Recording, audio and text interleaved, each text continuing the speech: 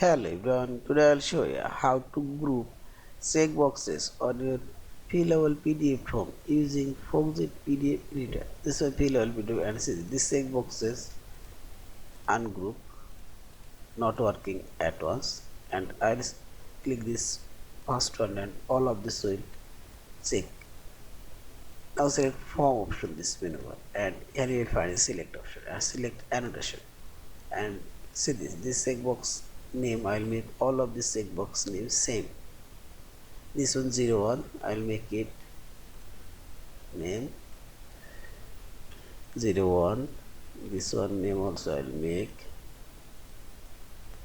01, and see this and close all of the checkboxes name now similar and select hand option. Now see this, click on of this checkbox and all of this is this working together, and see this. In this way you can group your checkboxes on your fillable PDF form.